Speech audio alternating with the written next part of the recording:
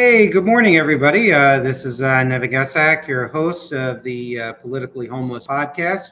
And with me is a guest, actually, on this live stream, a gentleman by the name of Ira Sandler, who is sitting behind me underneath the picture of my late grandfather and my favorite president, one of my favorite presidents, Teddy Roosevelt. And say hi, Ira. Hi, hi you all. Okay, well, I think both of us could probably get in the picture over here. So today we're going to be talking with Ira. Ira Sandler is or was a freelance writer who has written about various political and economic topics.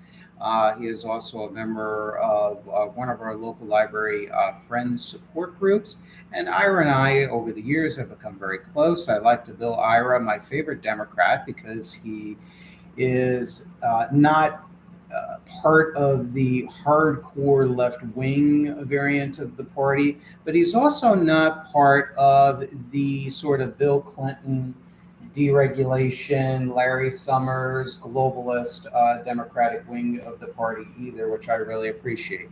Ira is what you would call kind of a Scoop Jackson kind of Democrat. So thank you so much for joining the program, Ira. Welcome. We got 3 people listening already, so that's good on a Monday workday here. And probably more people will listen to this after it's done. So how you doing, Ira? And I'm doing fine. Tell us a little bit about yourself, a little bit about the freelance writing you did, and let's start with that, please, so the audience is familiar with you. Years ago, I did some writing for the Broward Jewish Journal. I wrote some, political articles.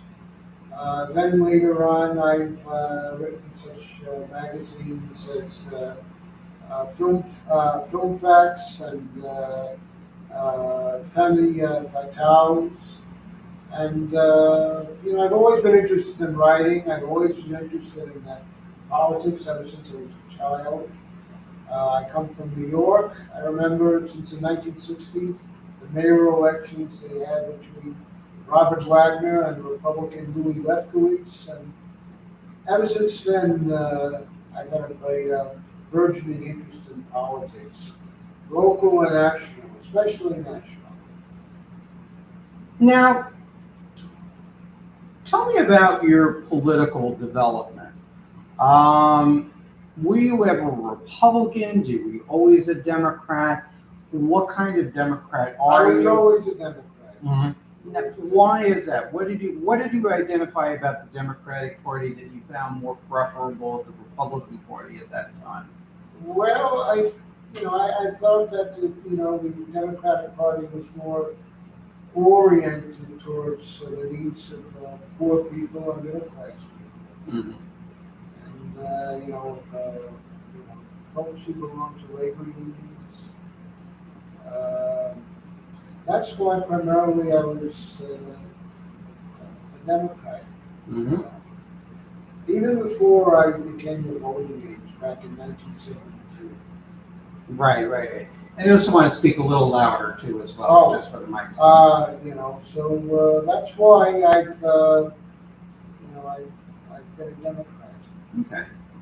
Yeah, and that's understandable, and that is understandable at the time. But really, both parties, you were born probably right around when my parents were born, maybe a little earlier than my parents were born. I mean, we're not going to talk about age or anything like that.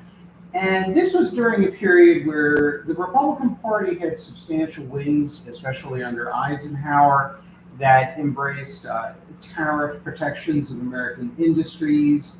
I remember the Republican Party campaign paraphernalia, seeing it, where the Republican Party in the 1950s would brag about how many union members were in the party and how they made the climate easier for people to join the union. Of course, outside so-called right-to-work states, the Republicans would actually be very open to government investments into public schools and everything. So really, the Republican Democratic parties, there was this New Deal consensus, this understanding that capitalism, needed to be stabilized at time with the assistance of the government and everything else. It needed a cushion. It needed a cushion. I mean, and what is your opinion on capitalism nowadays? Capitalism, socialism. I mean, this way people get acquainted with what you believe, where you're coming from. That's why I'm asking certain basic questions. So when we have you on the show again, people understand where you're coming from. I mean, do you think, where do you stand as a Democrat? As I would say, an old school Democrat. Where would you stand on the issues of capitalism, socialism, communism, and fascism or Nazism? Well, I'm not for Nazism, and I'm not for communism. I mean, people are entitled to believe what they believe, as long as they don't try to force their views and practices down my throat. That's all well and good. Mm-hmm. I'm not. I wouldn't say I'm a laissez-faire. Believe in laissez-faire capitalism. I believe that it could use some regulation when it comes to the people. It can't be in a situation where it could be called casino capitalism. It can't. Reckless. Remember 1907 and 2007. 2008 when the world almost verged into a depression. You can't have a hands-off economy. It's not going to work. Right, and that's what happened during the Great Depression with a variety of short selling and whatnot, that even Herbert Hoover even condemned them as worse than a foreign enemy. In fact, you quoted Hoover as saying the biggest problem with capitalism is capitalists themselves. I actually came across that quote. Yes. And look, there are many good capitalists. I've met them. I'm sure maybe at one time you met them. Nick Hanauer is a good, well, I won't say friend of the show, but he's a favorite of the show, at least in economic terms. So, yeah, that's the problem, because you have, within the capitalist class, you'll have people that will become, because money is equated with power and respect in the United States, that will go to their heads, and they will basically make their God's gift to everything, and they have an opinion on everything, on how to remake American society or bring it back 150 years ago or whatnot, which may or may not be good for the American people or American national security, but because they're this big, powerful, very successful business people, that gives them a sense of entitlement to basically push everybody around, run everything, and have an outsized view of government. That's where you and I, Ira and I, agree on the issue and problems associated with capitalism, but where we were just talking about pre-show, whereas capitalism is more is still the best economic system out of all the flawed economic systems, because it's human nature for people to want to develop a new product, to service, to get wealthy, to have generational wealth for their children and grandchildren, to pass down. But you can't have unbridled capitalism.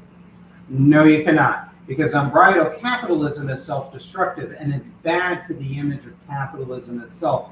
And I'm glad you brought up the term casino capitalism, and this is where I think Bernie Sanders, who I would argue, compared to his politics and economics in the 1970s and 1980s, at least rhetorically moderated his positions. And and he said in one recent speech he doesn't have a problem with capitalism, and it does a lot of good, and praised entrepreneurial energy. He said when it becomes this sort of cowboy or casino kind of capitalism where it's so highly financialized, that's where I think you and I and Bernie would agree with that. And since we're getting a little taste of your beliefs and whatnot, and we're going to go into contemporary politics, what do you see the problems as a Democrat? What do you see as the problems of the Democratic Party today? Where did the Democrats go wrong, in your opinion? Well, I think there needs to be, I think within the Democratic Party, a keener emphasis on, kitchen table issues. Mm-hmm. Like Social Security and the cost of living and housing and homelessness and the reduction of crime. things like that. Responsible immigration, things of that manner. We become, I think, excessively interested in identity issues and not enough on issues facing both the poor and the middle class. Healthcare, you know. Um, I think that's what we got wrong. I don't think, in those who might be on the left, I think there are various degrees of being on the left. Same thing with the various degrees of being on the right. You have economic conservatives, you have social conservatives, and I think to a degree it's the same thing with the left. I don't think all left people on the left are terrible. But I do think sometimes, for example, there is a tendency, for example, when it comes to a country like Israel, well, let's put it this way: the government could stand some criticism, big time. Mm-hmm. But there seems to be a poo-pooing that whatever, let's say, fanatics do in the Middle East to murder and kill Israelis, it's not that bad. But if the Israelis should respond, well, it's genocidal. Mm-hmm. Um, and the thing is, getting to the war in Gaza, it's true, there are a lot of innocent people suffering. But there are some other things to remember. First of all, Israel did not start this war. And it's not only a matter of the war starting by Hamas, but also how it started. Making babies, raping women, those are not acts of liberators. Mm-hmm. That's plain out viciousness.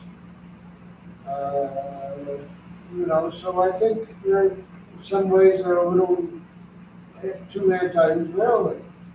And that anti-Israeli attitude seeps over into anti-Semitism. And you have to be careful about it. I'm not anti-Muslim, Mm-hmm.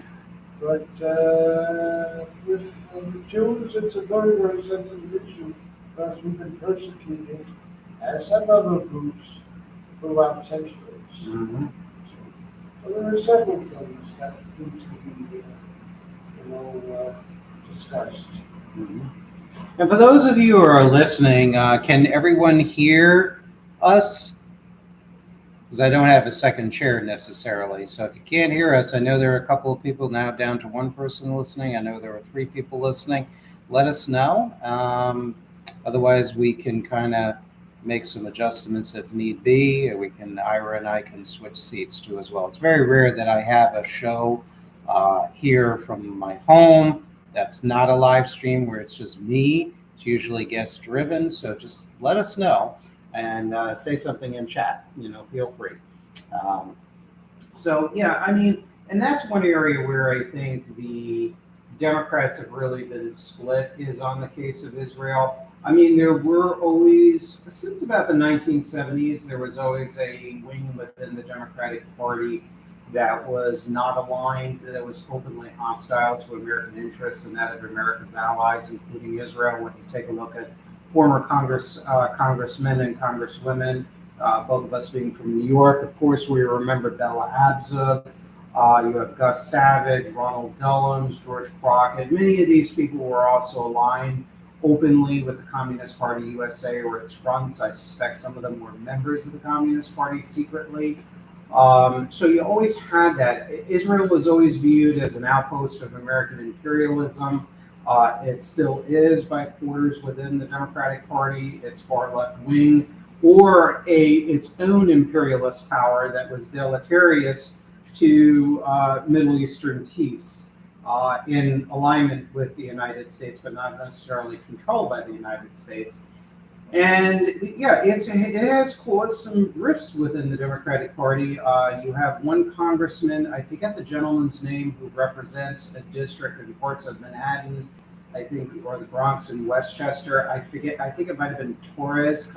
the congressman, you know what I'm talking about? Richie Torres? Richie Torres. And he split with the main line of the progressive left of the Democratic Party on Israel, on the Democratic Socialists of America, the Party of Socialism and Liberation, which is a communist group, and the Democratic Socialists of America, have basically in many ways have become openly Marxist and even having Marxist-Leninist factions.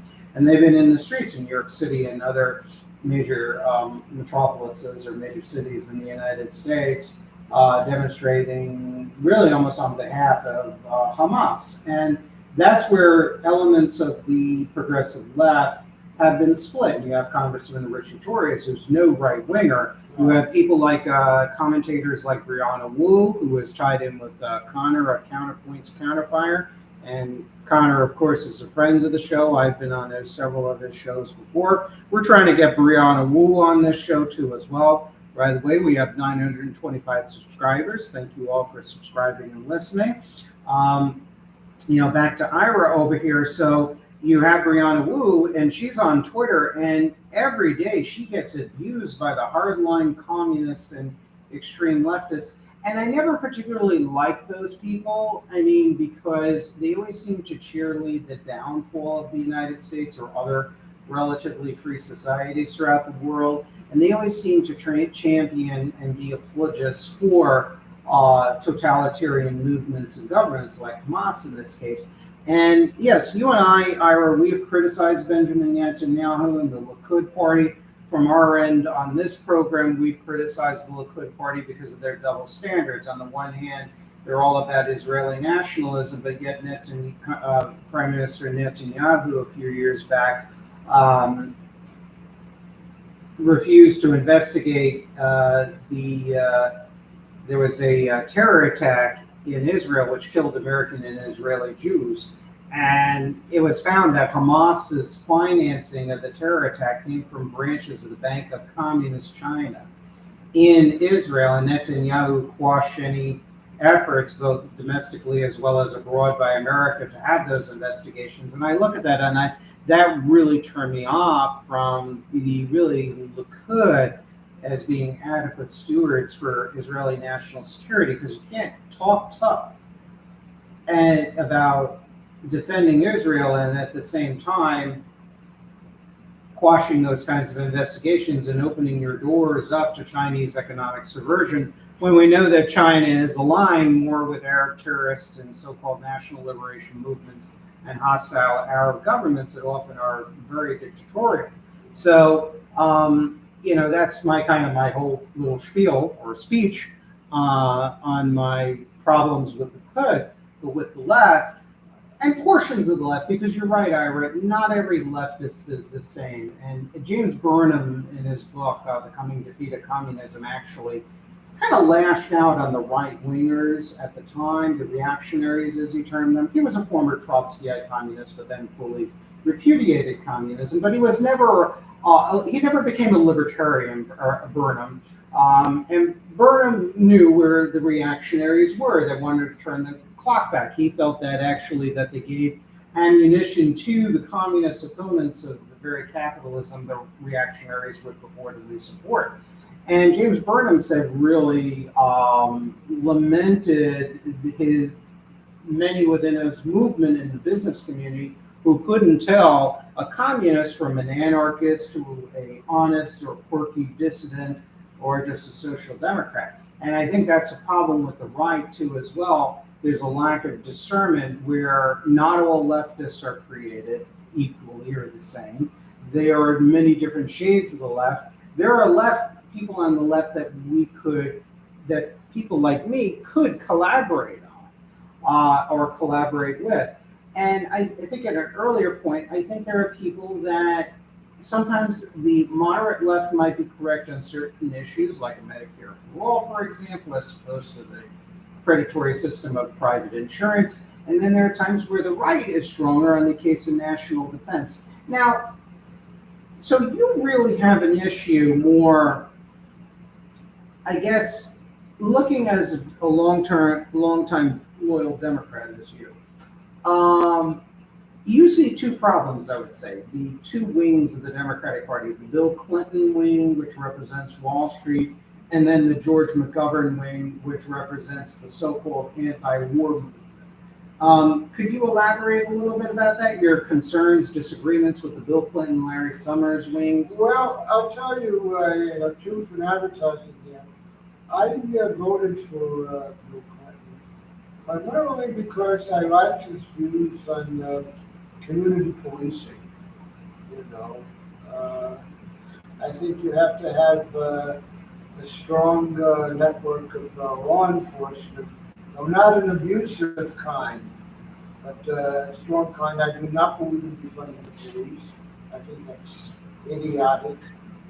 Um, but we have to draw a line here. For example, like I said, you can't have unbridled corporate, unbridled capitalism. You can't. It's just not going to work. What is the problem with unbridled capitalism? Because many people think, oh, if we just deregulate everything, and Clinton, in league with the Republicans, did a lot of deregulation. We'll talk about it. What is the problem of unbridled capitalism? Well, where's the accountability? Who is it accountable to? It has to be accountable to someone, some power. And for those that don't have all that much power, which means most of us, we need to be fairly represented in terms of higher wages, economic opportunity, good environmental standards, things like that are very, very important. It means having a decent, life. So someone has to stand for the middle. But, as Lord Acton, the British philosopher, said, absolute power corrupts. Absolutely. You can say that about government. You could say that about economics too. That's what it does. No one should have all that uncontested, concentrated, power. You don't want to go from a government dictatorship to a corporate dictatorship. That's why we can't have unbridled capitalism. Because you have unbridled capitalism, you have casino capitalism. You'll have more and more Great Depressions and more economic recessions, like 2007, 2008. Absolutely, no doubt about it. Yeah, I think those are all excellent points because really, the problem with unbridled capitalism, what's associated with deregulation, let's not mistake it that we are for a command economy from top to bottom, like what the fascists or the Nazis or Islamic theocrats or communists are for. Both Ira and I oppose that. But when we speak about deregulation, the type of deregulation that occurred was really what incentivized casino capitalism. It's changing the rules that prevented what you have termed correctly casino capitalism, or what Bernie Sanders in his speech called, I think, cowboy capitalism, when he was giving his speech when he was running, one of his times when he was running, I think it was his first time running for the Democratic Party's presidential nomination in 2016, and he denounced cowboy capitalism. And he said, look, he basically said he liked capitalism and it provided a lot of good products, services, it releases entrepreneurial energy, which is good, and everything else. It was a speech I largely, at least that section, that resonated very strongly with me. And that's the issue. That's the issue I have with deregulation. It's not control for the sake of controlling or just blanket opposition to capitalism or anything. The problem that we have is that when you have casino capitalism occurring, what happens is that the incentives are perverse. They're not trickling down literally to the people. When you allow things like getting rid of Glass-Steagall, which was done by a Democratic president in cooperation with the most hardcore reactionary, anti-labor, and globalist Republicans like Phil Gramm, exactly. Mr. We're all a nation of whiners during the Great Recession of 2008. That Phil Gramm.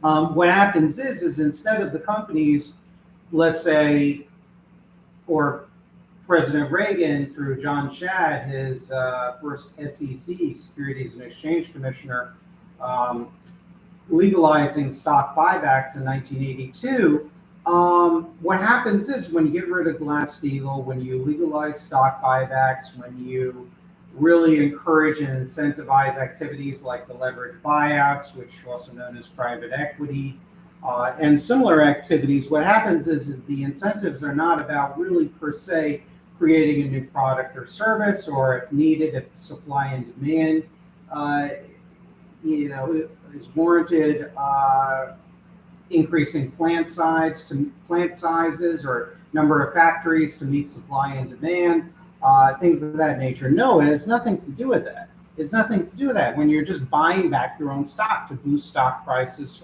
further for your majority shareholders, or you're leveraging companies' debt to acquire more and more companies, and it's similar to basically this private equity. You're chewing the tobacco, and then when it's outlived its usefulness, meaning its profitability, and you strip it of the assets, you just spit it out. That kind of casino capitalism should not be deregulated. It should be in either regulated or, frankly, maybe legal, as in some cases, as stock buybacks used to be illegal. So that's the problem. And what happens is communities get hollowed out because you have plant closings, you have pay cuts, you have for staff, you have the decreased quality of service. You look at what Eddie Lampert, who was the former head of Sears, if you remember, who was a devotee of Ayn Rand, he totally destroyed Sears, which used to be, one of the many good capitalist pillars in the United States, a well-known household name. So that's the issue of casino capitalism here, of unregulated or unbridled capitalism, which did help, according to historians. That's going to be an upcoming newsletter on my Substack, Wilderness of Mirrors. We're going to be talking about that a little bit. During the Great Depression, you had these activities of the short sellers and a lot of rampant other forms of quote-unquote speculation, really helping to bring about the Great Depression.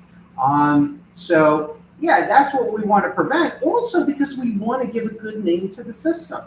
Because anti-capitalist forces are not necessarily going to bring us to the promised land. When you look at history, anti-capitalist governments have brought a lot of militarization. They have brought us totalitarianism, massive human rights violations, even genocides, and aggressions that have led to global wars, both cold and hot. So anti-capitalism is not the way to go, but anti-capitalism feeds on popular alienation and dissatisfaction brought about by real capitalism. Now, Ira, you actually know a few things about that. You actually told me this startling fact about how the communists ordered, the Communist Party of the United States ordered its members to vote for Herbert Hoover. What's the deal about that? It almost blew my socks off. Well, the deal about that was that the communists were fearful that if FDR were elected, he would preserve the capitalist form of government, and that Hoover, in contrast, would do little or nothing. The communists thought that they would be more successful politically under Hoover than under FDR. That's why they voted for, they said vote for Herbert Hoover rather than. And I did find that information I did find it in a blog, but I also found it on a history book where Lincoln Steffens, who was reputedly a hard leftist socialist who was an admirer of Mussolini and Lenin, and he actually wrote that people should vote for Hoover because it would accelerate the conditions for a revolution in the United States. And your story was also mentioned in, I think it wasn't granted a Democratic-leaning blog, but as well, I forget the name of it, but it might have been the Daily Kos, but it gave it quite a bit of detail, that article actually, on what that project that you just outlined was about. The Communist Party USA but not only told its voters quietly, it sounds like, to vote for Hoover, but they also ordered its operatives to go into the Hoover campaign and disguise themselves as Republicans and literally be employed as campaign workers for Herbert Hoover. And what also backs up your claim too, as well, is not only the research that I found, because you said you couldn't remember, you didn't remember which book exactly it was in, but you remember it was in a scholarly source. Right. So of course I tried to locate it with some success. But also, up until about 1936 or 1937, the Communist Party USA condemned the Roosevelt administration, ironically in some ways, because it recognized very wrongly the Soviet Union, but they condemned the Roosevelt administration, FDR, as fascist, as a tool of big business. They claimed that Social Security was a scam. That's what the Communist Party USA newspaper at the time, the Daily Worker, claimed. They claimed that the Civilian Conservation Corps was a Nazi and fascist style militarization of labor. I kid you not. Now, you're not going to hear this on Mark Levin. You're not going to hear that Mark Levin. I really don't like him. Even though there might be things that Ira and I might agree with him on certain national defense and foreign policy issues, you know, you wouldn't have heard that on the late Rush Limbaugh's program or many other so-called conservative networks. You're not going to hear this. This has never been reported. And this is why American politics is so complicated, and nothing is as it always seems. There's so many different facets to these issues. And this process, there's a term for this, when you accelerate the conditions for a revolution to make it more favorable for revolution. The tactic in some communist circles, that's called accelerationism, meaning the worse it is, the better it is for achieving revolution. It's another thing that has always turned me off from communism and any other kind of extremist doctrines, is that. Because really the way to help the working class and the middle classes and the poor and the people experiencing homelessness and other people suffering or having hard times in the society, revolution is not going to bring them, again, the panaceas of the world, a better society. So you would, like myself, you would be more of an advocate of more comparatively moderate social reforms then. Yes, moderate, effective social reforms. Now, what would you do in respect to what kind of social reforms do you seek to have in the United States? What would, if you had your wish list, and let's say we had a landslide of our type of Democrats on the domestic policy front, on economics and finance and labor, healthcare, what are your preferences? I can think of several possibilities. Okay. I think the minimum wage needs to be improved, for one thing. Mm-hmm. I've been to quite a few fast food restaurants, and I've studied workers there. They almost to a T, they seem drained and overtired. I think they can. So they're not lazy like the conservatives will say. No, not lazy. They're underpaid and overworked. Yes. So go ahead. With a few exceptions. Mm-hmm. For the most part, this is true. Mm-hmm. I would get rid of the national right to work. Mm-hmm. That's one thing I would, Based. That's what I would do. Mm-hmm. In terms of education, what I would do, I would have a greater emphasis on training people, from the outside. So when you graduate high school, you wouldn't have any difficulty finding a job. So like trades. Internships. Yes. Okay. Yes. Yes. Yeah. So elaborate more on that. That's very interesting. I think A lot of high school dropouts. A lot of high schools have become dropout factories, and it's easy to blame the teacher and easy to blame the kids. It's a very, very complicated subject area. A student may come from a broken home or a dysfunctional home, as we now call them, and we need to try to improve, our home conditions. As I stated, we need better internship programs, things of that nature. I think that if we can say to our young people going to high school, you graduate high school, no ifs, ands, or buts. If you graduate high school, there's a job waiting for you. If we can have that kind of situation and a nice job or something, even an entry level, I think it will help our future a great deal. Because today it really is like that. You graduate high school. If you graduate high school, you're on your own. Yes. And it's not necessarily the best work situation to be in. So stuff like this. I would also try and emulate some kind of programs of self-esteem, because you can be very well educated and have the best brains in the world, but if you lack the necessary social, and psychological self-esteem, you won't be able to weather the swings and arrows of misfortune, so to speak. You have to have a combination of things. Absolutely. So really,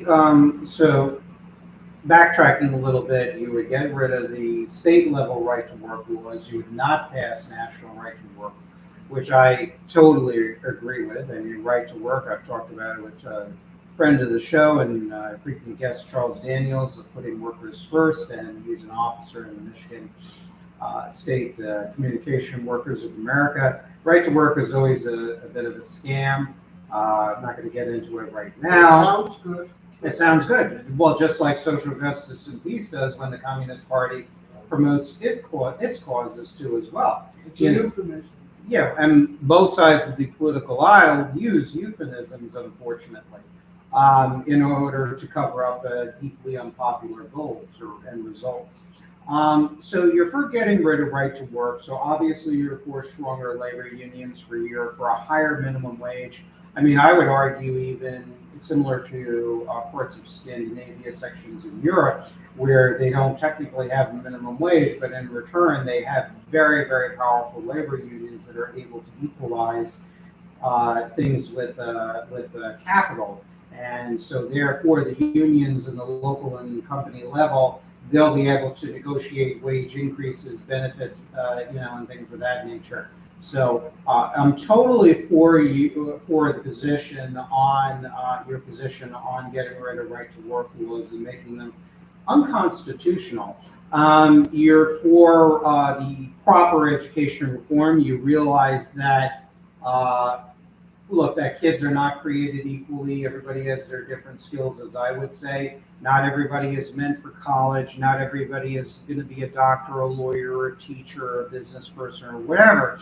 But that means I think you and I would agree, and this is probably the only thing I agreed with Betsy DeVos in her testimony for confirmation for education secretary, and she had a good exchange with Tim Scott, senator from South Carolina, a Republican, where I agreed with both of them. I think you would too.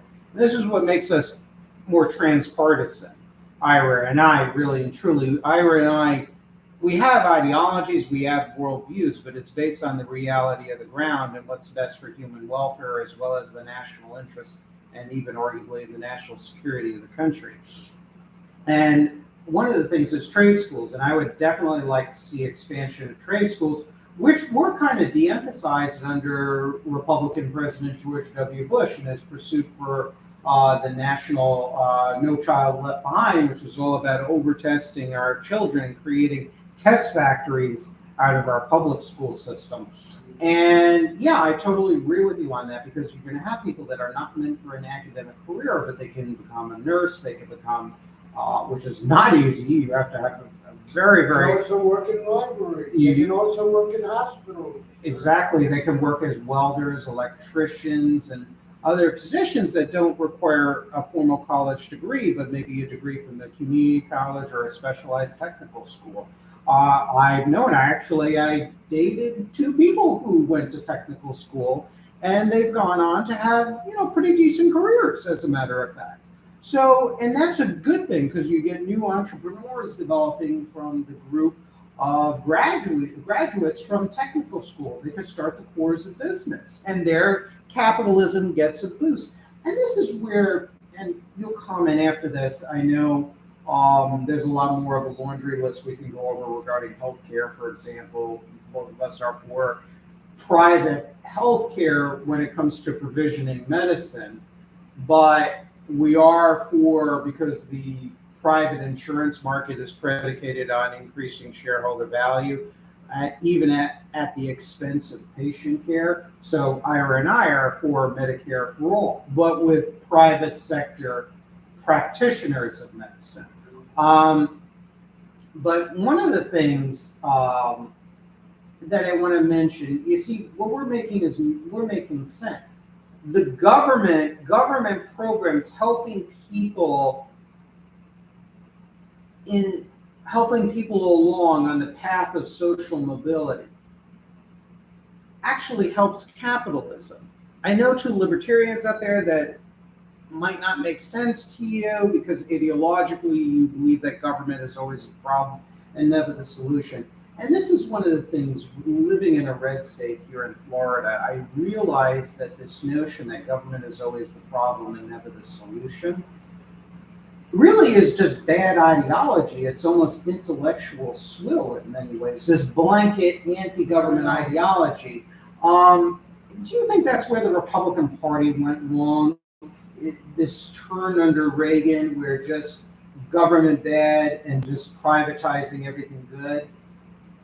Well, I don't know if I credit him with that. I would give Newt Gingrich more credit, probably, than Reagan.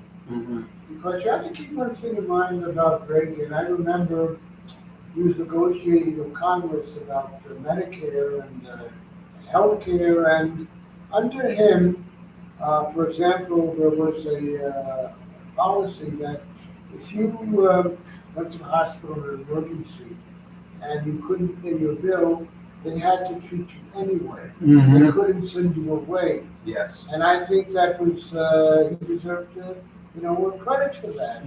Right. Now, I'm sure that someone of the extreme right would have said, no. Like you take, what's her name, the Senator Marsha Blackburn from Tennessee, who said ever since they had that policy, hospitals have been bankrupted. I haven't seen any conclusive evidence of hospitals going bankrupt because of that. But I think it's inhumane, because a person can't afford insurance. These are pro-lifers, by the way. Yeah, I mean that sarcastically. did you ever hear the word irony? Yes, I had to blurt that out because they're pro-life. Yeah, Yes. you're right. Yeah, Yes. yeah. So Yes, they're pro-life, but except, I guess, when it comes to women. yeah, after delivery, then Right, you're on your strangely own. they're not. You're on your own. Right. Exactly. Right. They're not pro-life. Right. And that's the thing, and I'm glad you brought that up about Reagan. Yes, he did negotiate with the Democratic Party, with Tip O'Neill, who was the House leader at the time. I still maintain, of course, some, respectful disagreement. He did accelerate, though. The government is always the problem and never the solution, because he deregulated the stock buybacks. You had the leverage buyouts, that proliferated under his watch. Some of that came from because of Supreme Court decisions, as well as the state governments, watering down or eliminating the anti-corporate takeover laws. You had Reagan's shifting of the tax code more on the middle class and the working class, and getting rid of a lot of deductions. I didn't even know this, but At one time, before 1986, you could actually deduct things like credit card debt interest and all kinds of other deductions. There was the research industrial tax credits that was eliminated in 1986 by Reagan. So you had really this proliferation of financialization. You also had a lot of cutback of social services, particularly the hospitals for the mentally challenged. I know. You also have a lot of cutback on tuition assistance because at one time, state colleges and universities actually you paid something like maybe 20% out of pocket tuition, and over 60% was covered by state and the federal and state governments too. So that's where really Reagan started that, and Newt Gingrich, continued that tradition and continued to build upon that. And unfortunately, it's still very powerful in the Republican Party. And I guess that brings me to Trump. Now, Trump promised to break with this. On his campaign, he said, even years before he thought of even running for president, Trump said in 1999 in an interview that both sides don't get it right. The Republicans are too far right, the Democrats or elements of them are too far left. He said that in 1999. He came across as very centrist. He was always very You were for health care at the time? yeah, he was for a universal health care. He definitely was against free trade, and he even was critical on Oprah Winfrey's show in 1987 or 1988 about Reaganomics, particularly its performance in racking up deficits, both trade deficits and budget deficits. Trump really came across as a pragmatist, really a pragmatic civic nationalist with certain populist, non-toxic populist overtones. He was a friend of the LGBTQ plus community. He was not racist. He was very favorable towards Jews and everything else. And the conservative establishment had a conniption, and I remember this when he was running. Mark Levin, who I like to term the Goebbels of globalism, and Glenn Beck, and really other than Michael Savage, all the conservative talk show hosts on Fox News, most of them on like Fox News and their own independent networks, notably Glenn Beck and Mark Levin, Eric Erickson's and others, they absolutely hated Trump because they felt that Trump was going to be this big government conservative, that he was going to restore a kind of pre-Reagan republicanism or pre-Reagan conservatism, particularly on social, cultural issues as well as economics.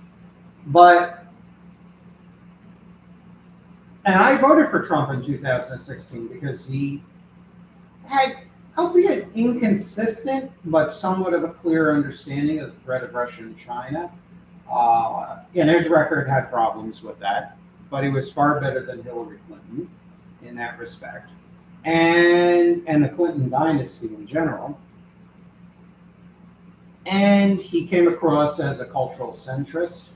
His immigration rhetoric, it had a nasty edge to it, no doubt about it, but he brought up how immigrants were exploited by unscrupulous employers that also particularly resulted in depression of American wages. And as Ira had mentioned earlier, Ira is for sensible immigration, meaning ones that doesn't cost American workers their pay, that there involves no exploitation of either American workers or immigrants and everything else.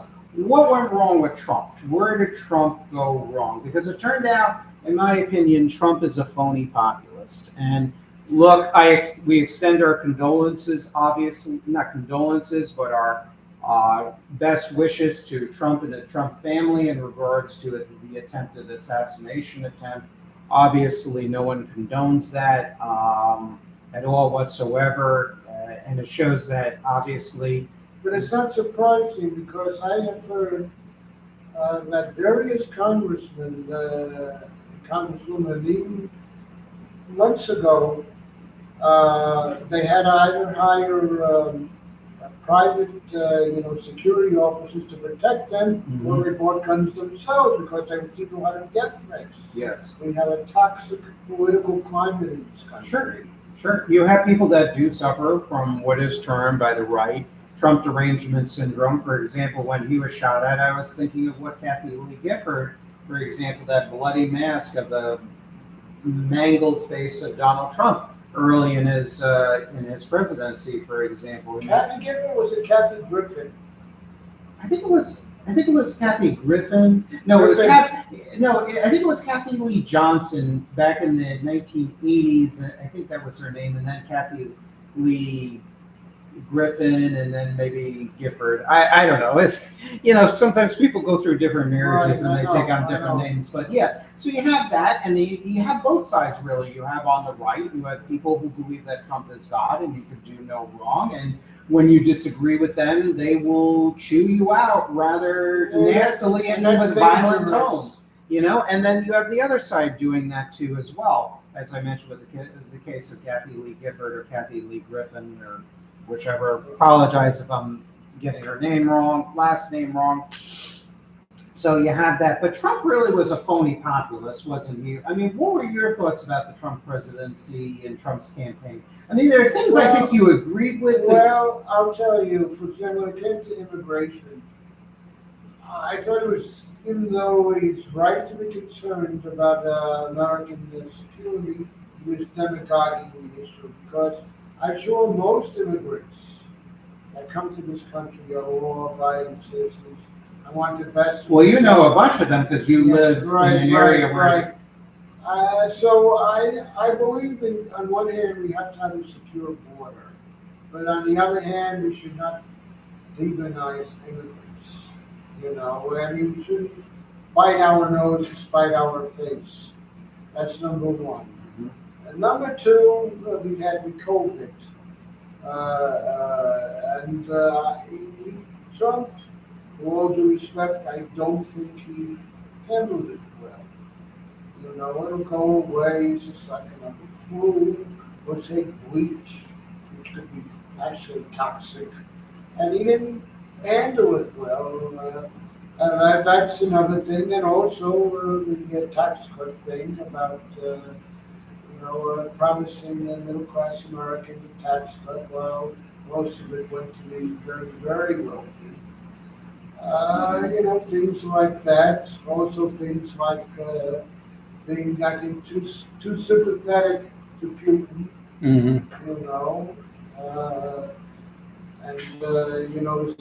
This attitude towards NATO. Well, weakening the NATO. No, I think we need a strong NATO.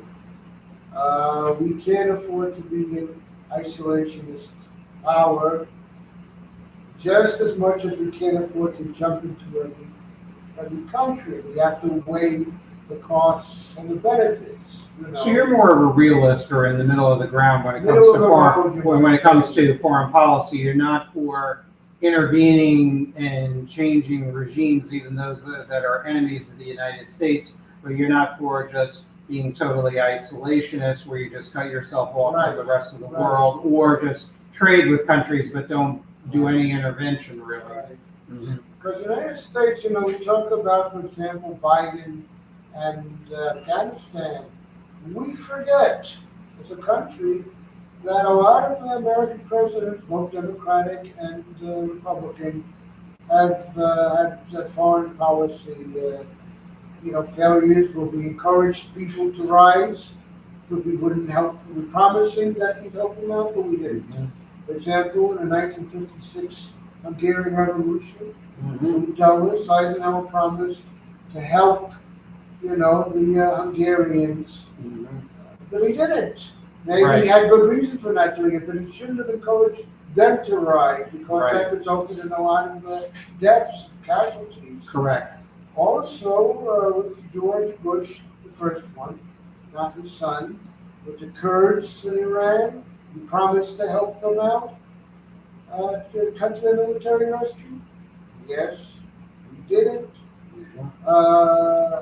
Things like that, or even with Trump, when it came to the Kurds, who were helping us, fight ISIS and other foes of humanity. And we listened to, what's his name, Erdogan of Turkey, who's a dictator. Hmm. and a supporter of Hamas, by the way. Yes. So, we have blood in our hands, not the American people, but the presidents who promised this and who overpromised and did nothing. They shouldn't have promised them anything if we couldn't do it. Should have said to the countries, well, we would like to help you, but if we help you, X, Y, and Z will happen.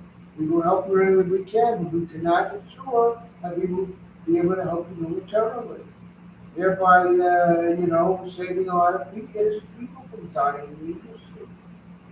There it is, it's not just Biden. Sometimes presidents receive lousy advice. I think Afghanistan was a double whammy. Hmm. It didn't reflect good on Biden, but it also didn't reflect good on Trump. Right. Yeah. Afghanistan. Because he made a deal with the Taliban. Right. The Taliban, my God. Yeah. It's interesting here. You've got a lot to unpack here. You know, the things I supported were for Trump versus the things I opposed Trump on.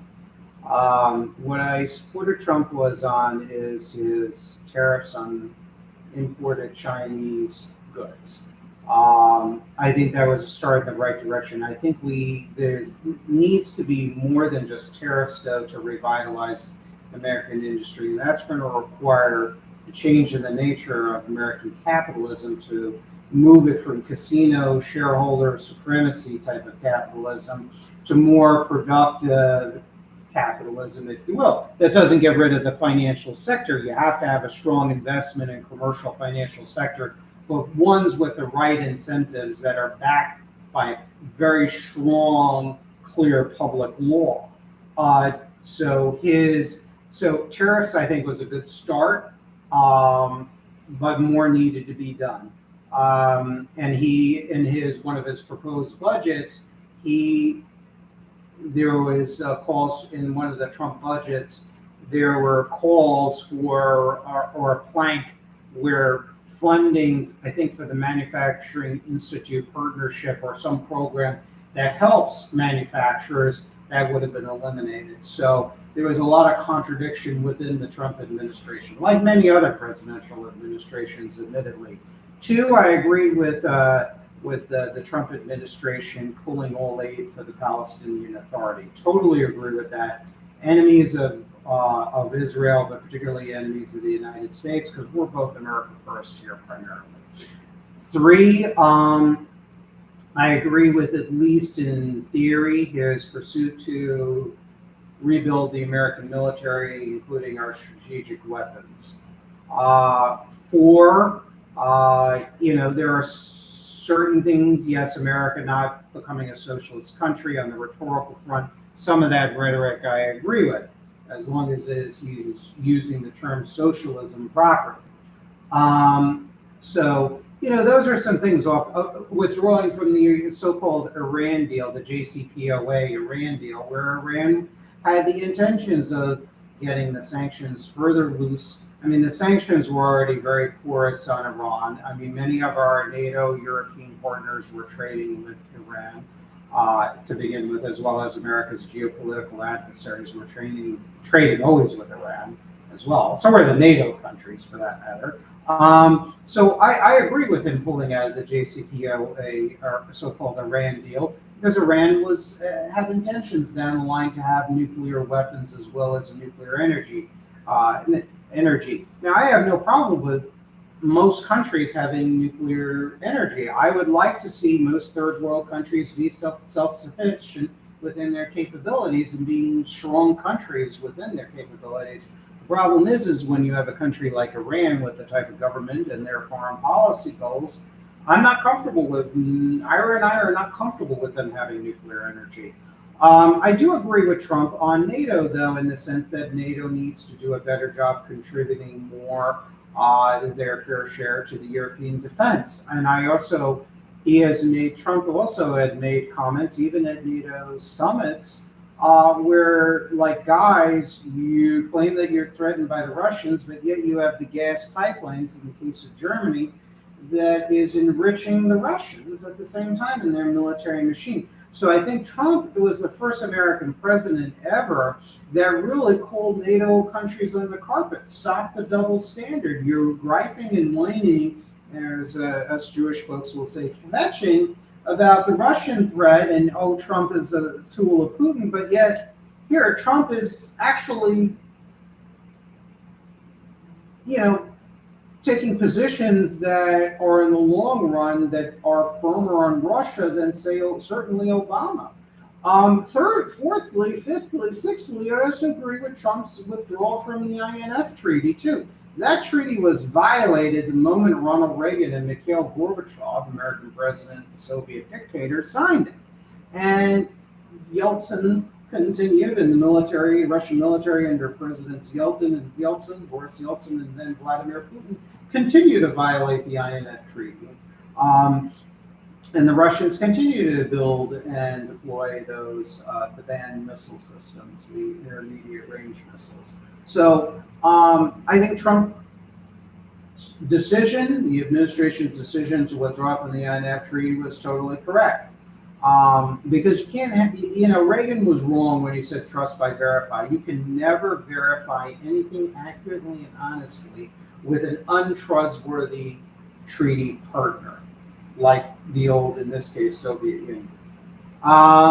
Where I disagree with Trump,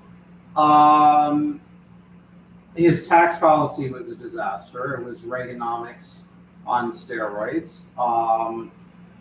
He had no health care policy. The healthcare policy, Trump Care, was basically going to have bore the imprint of former Congressman and House Speaker Paul Ryan, which is basically just elimination of Social Security and Medicare as a long-term goal, in my opinion. The Tax Cut and Jobs Act of 2017 just resulted in massive share buybacks and not increased hiring, really, to speak of. In fact, when Gary Cohn, who was the head of the National Economic Council under Trump, and he was a former Goldman Sachs alumni and also a corporate Democrat.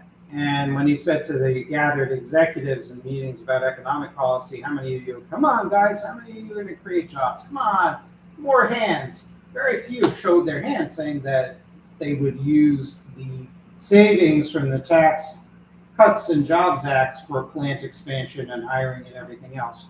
There were attempts by people like Sherrod Brown and other Midwest Democratic senators to put in planks in the Tax Cut and Jobs Act that would incentivize domestic production and hiring, but the corporate lobbyists and the so-called conservative incorporated types like the Americans for Tax Reform, Flood for Growth, and the Republican establishment got the Trumps here last, and then convinced Trump to not put those planks as recommended by Senators Sherrod Brown and probably people like Bob Casey of Pennsylvania, et cetera.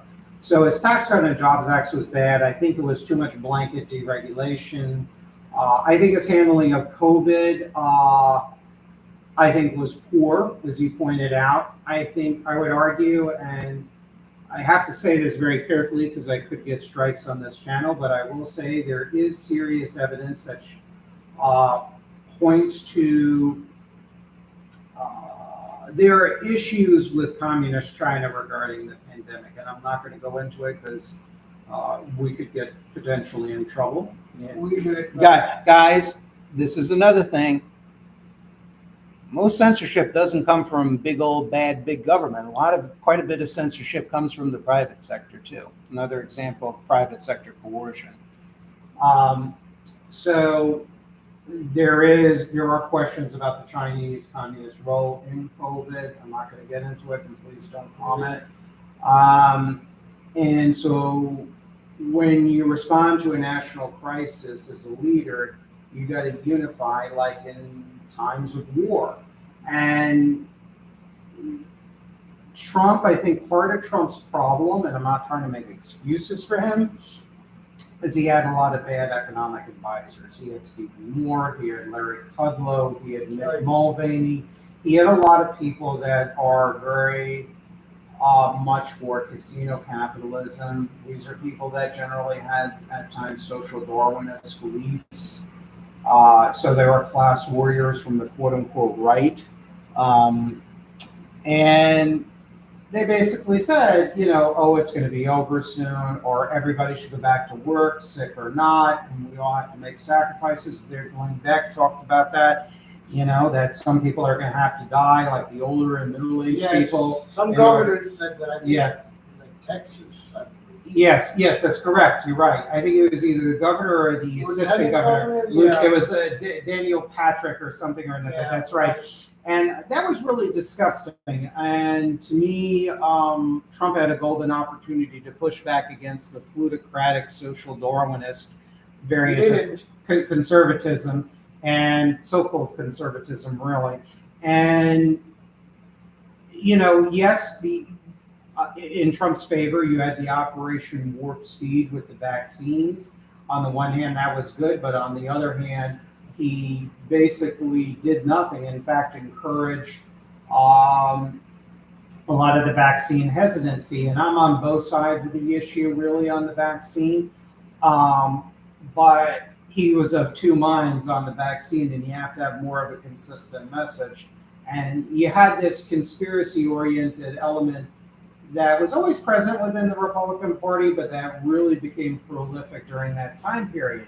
So really, Trump had an opportunity to really unify the country on a national level in a time of crisis, especially given some questions we might have on the Communist Chinese role. It's a little more.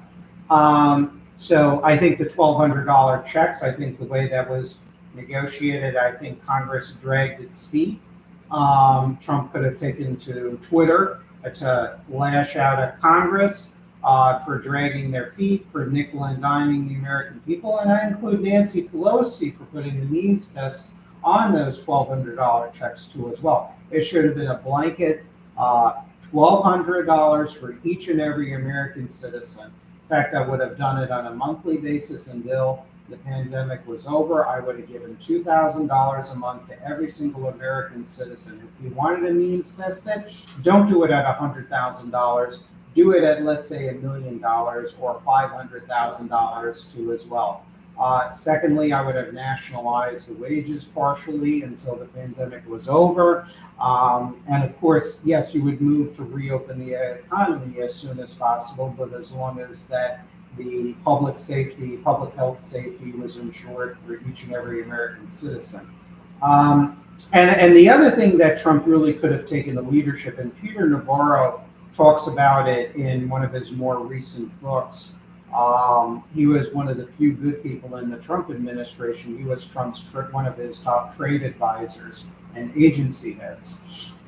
And Peter Navarro talked about there was a war within the Trump administration. He really was pushing against all odds for reshoring American productions of PPEs and other medical equipment, and including vaccines and drugs and antibiotics back to the United States. Why? It has nothing to do about big, bad socialist government outsourcing policies, forcing poor American billionaires to outsource production overseas. No, it was because it's cheaper and better for majority shareholders to drive that production to communist China and elsewhere to produce those drugs. It's better for the bottom line, the quarterly profits and everything else.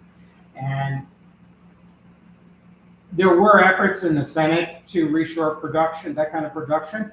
Bernie Sanders and Josh Hawley, Democrat and supposed socialist.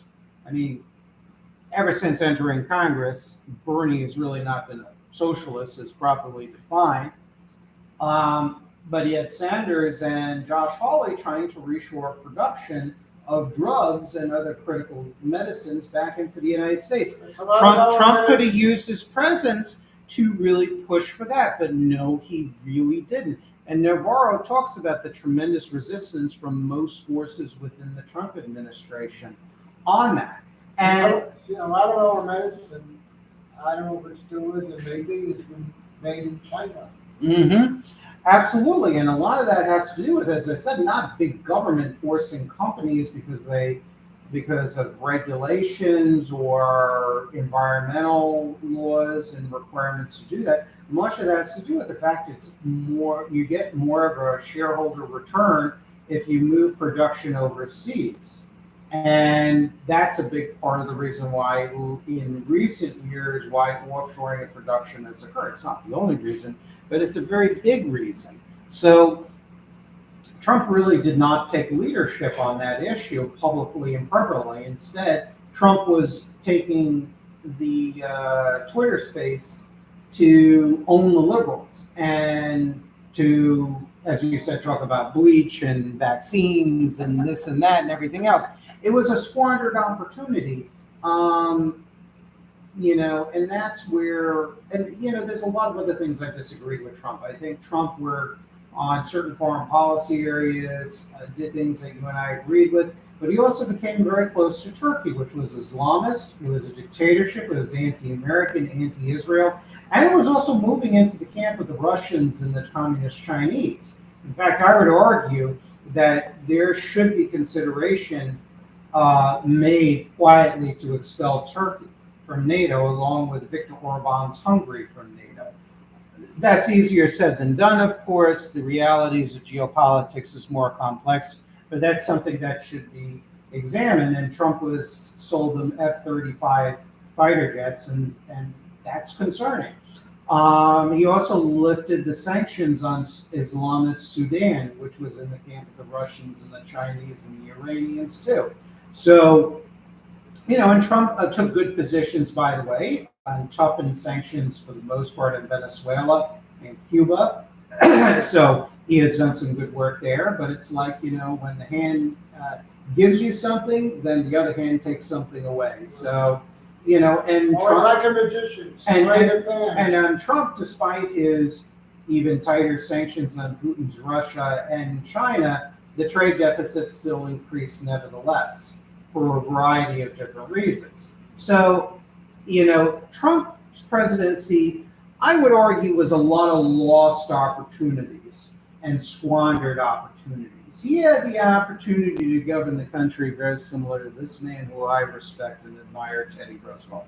Not perfect like any other president, there's much to criticize. But as far as American presidents go historically, could have been that man, could have been Teddy Roosevelt. But he squandered it. He squandered it. And to me, that's unforgivable. He had a platform to really effect transformative change in the United States, not by ushering in socialism, not by ushering in fascism, and certainly not by doubling down on failed Reaganomics, combine that with destructive cultural wars, whether from the left or the right. But what I favor is what I term is a pluralism of lifestyles. Obviously, there are certain degenerate groups that I would exclude, pedophiles being one obvious case. But I would include the Christians, including the Bible-believing Christians, the Jews. I would include, Muslims, as long as they're not hell-bent on creating a theocracy, using immigration as a Trojan horse. Exactly. I would not. I would include people in the LGBTQ plus community who want to, engage in that kind of lifestyle and sexual relations, as long as that's, kept within their circles and stuff like that. That's fine. Not talking about kept in the closet per se, but where, that's their lifestyles. Like I am a heterosexual, but a sense of mutual tolerance. Mutual tolerance and mutual equality before the law between the genders, the males and females, while at the same time recognizing that they do have natural differences in certain areas at the same time. I would say the equality amongst all the races too, black, brown, yellow, white, Asian, whichever, equality before the law, as well as the complete equality in equalities of opportunity to their social advancement. So, and I would also say classes. You and I don't begrudge a rich person because he has more shit than you or I do. I don't care if somebody has 10 yachts, or 10 homes. That doesn't make a difference. It's a matter of policy and attitude.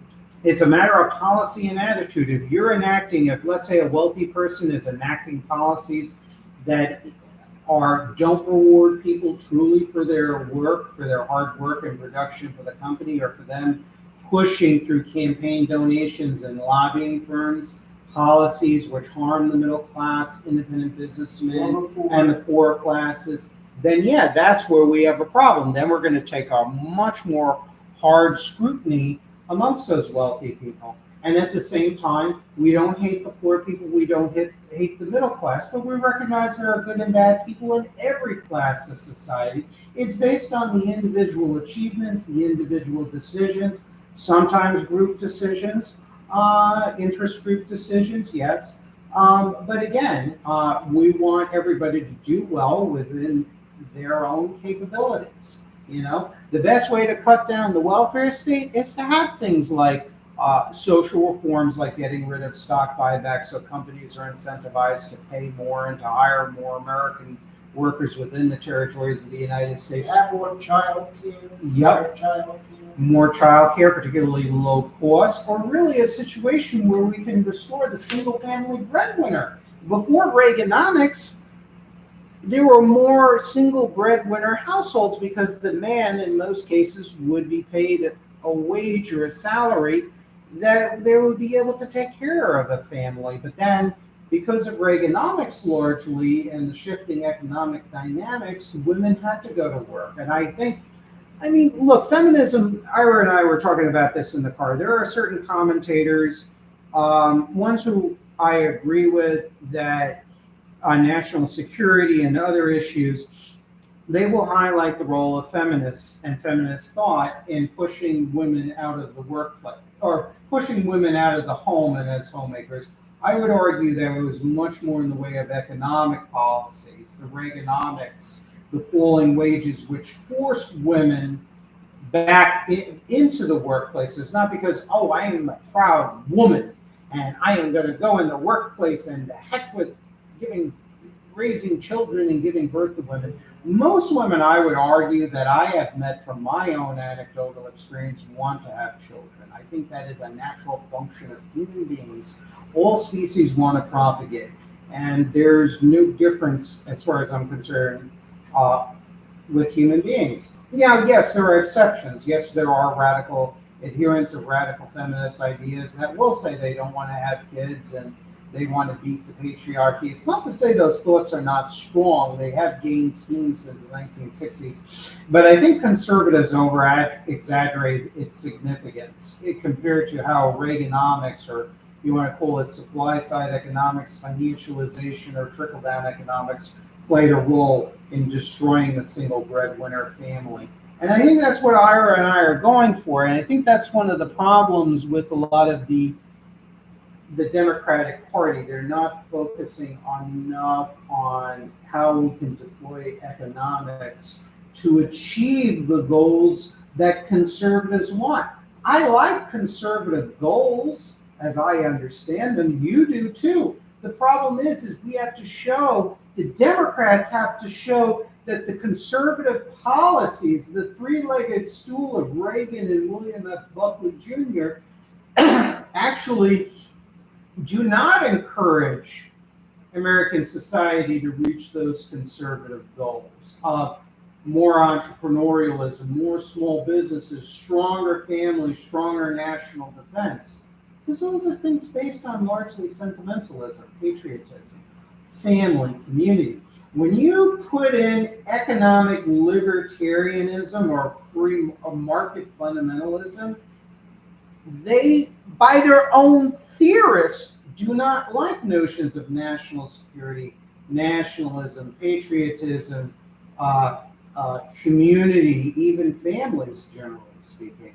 And I think if the Democrats can really hone in on that message and create a party that pays fealty to those issues and shows that they can be the true conservative party in achieving the conservative dream, that's going to result from using state power at time and changing the rules of games of how the game of how capitalism actually functions in the United States. And the other part is also getting a strong national defense issue. And I notice, Ira, in your text messages about the Israel issue, that's one thing that really had bothered you. The Democrats need to get it together on national defense, too, and including not backing Hamas. No, many Democrats don't back Hamas and the PLO, Palestine Authority, and Iran, and everything else. But that's an issue with the progressive wing of the party that's often under the domination of the Did you hear the news Democrat Socialists of America. Did you hear the news about AOC, the Democratic Socialists in America, have the disowned Yes. She said, "We shouldn't let the criticism of Israel seep into anti-Semitism." Yes. She happens to be right. She happens to be right because the Democratic Socialists of America, they always were pretty radical by my standards, but the last couple of years, let's say the last 10 years, they have moved even more radical to the point where they have communist caucus, and they actually were expelled. The DSA was even expelled from the Socialist International, as a matter of fact. And at their conventions, they will shout, I imagine with their clenched fists like this, that's the communist salute. They will say, from the river to the sea, Palestine will be free. I'm sorry, we can criticize Israel and Netanyahu's conduct of the IDF all you want. But if you're lurching into chants like that, which cheers on the genocide of another group of people, forget it. I mean, Hamas, when you look at, and there are articles, I don't remember the names of all the publications, some of them in the foreign press and not exclusively the Israeli press, actually many in the American and the European press, which talks about how Hamas is tremendously corrupt, they've misappropriated aid, and they've created their own miniaturized totalitarian state too, where Hamas is almost equally reviled as much as the Israelis, to be honest. So, and this is what a portion of the progressive left, a powerful portion, they don't get, where they make excuses. And I got to say, I'm going to call out some YouTubers here. Kyle Kulinski and others, they bash Israel incessantly. And I'm not saying they shouldn't criticize Israel and call attention to what they see as Israeli crimes or what in actuality are Israeli crimes. But you hear a nary a peep from these progressives who are good on a number of issues about the crimes of Hamas or the nature of Hamas's rule. They never bring it up. Kyle Kulinski never brings up the threat of China and Russia really to speak of, because part of the problem is within the Democratic Party, you had the triumph of the New Left and the progressive movement of the New Left. You have the so-called anti-war activists of the SDS and other organizations, and they were pro-North Vietnamese and pro-Viet Cong. And they had a very revisionist view of American history that it was our fault that the Cold War started, that Truman was aggressive towards the Soviet Union, dropping the atomic bomb that was a signal to the Soviet Union as much as a tool to defeating Japan. And these people admire, and like Kyle Kulinski openly will say that Noam Chomsky is a big intellectual hero of him, that he learned a lot from Noam Chomsky. And Noam Chomsky basically justified and apologized for all the crimes of communist tyrannies and Islamic tyrannies, like in the case of Iran.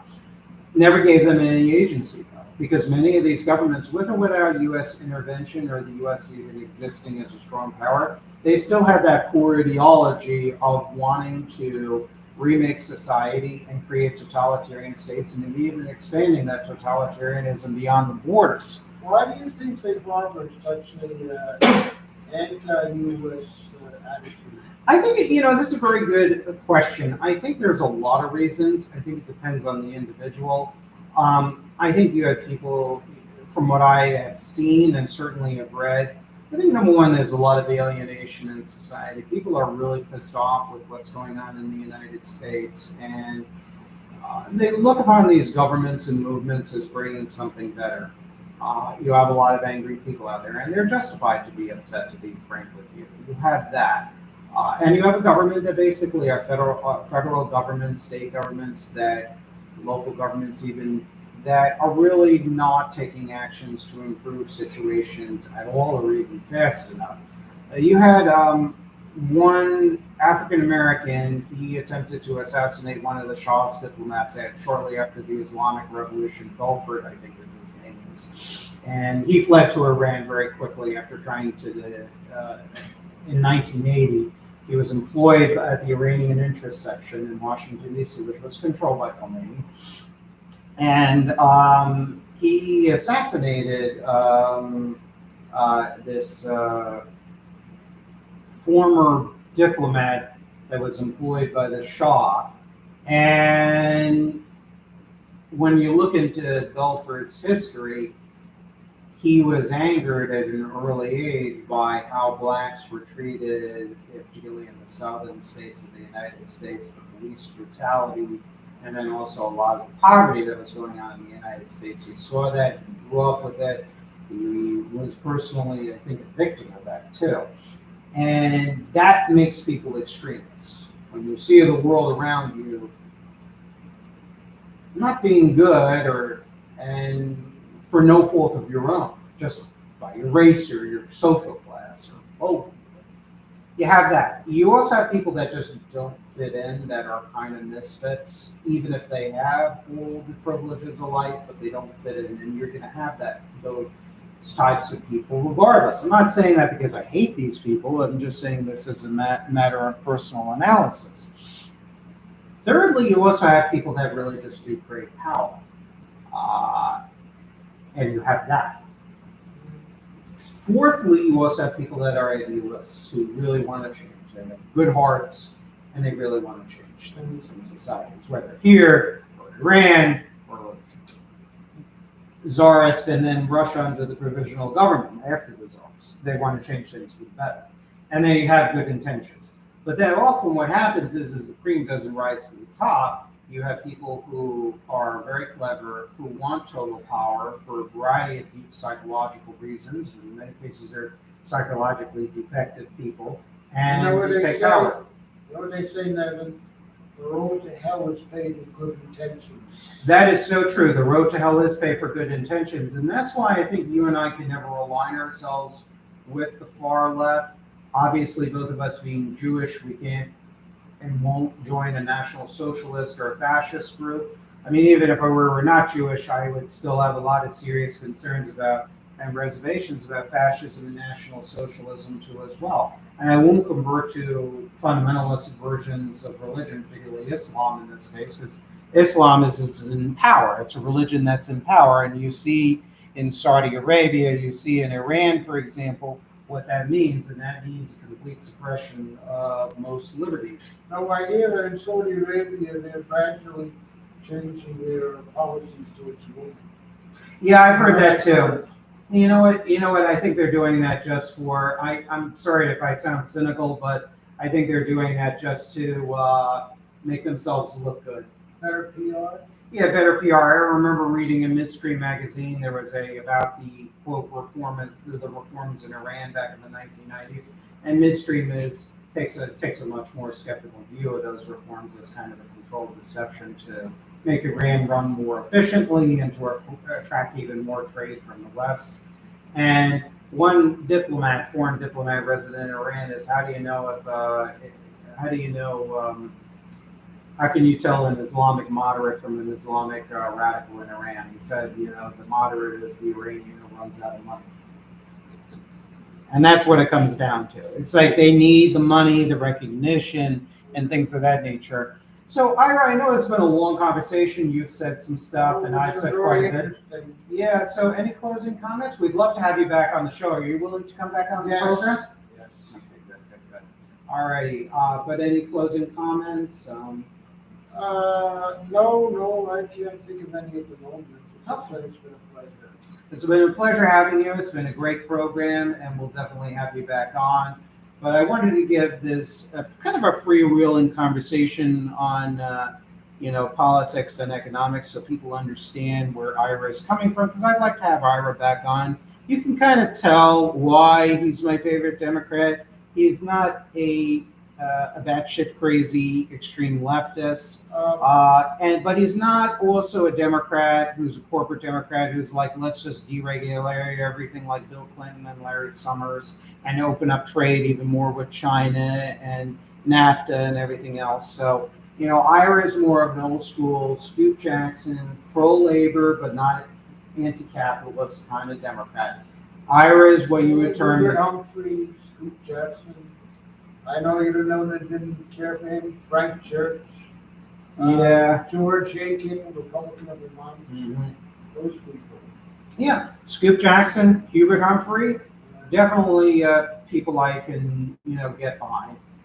More so as far as the Democratic Party goes. And that's why, again, Ira's my favorite Democrat. So thank you all for joining me. I see 2 people listening. Thank you for the 1 like. I appreciate that. We're going to have Ira on again.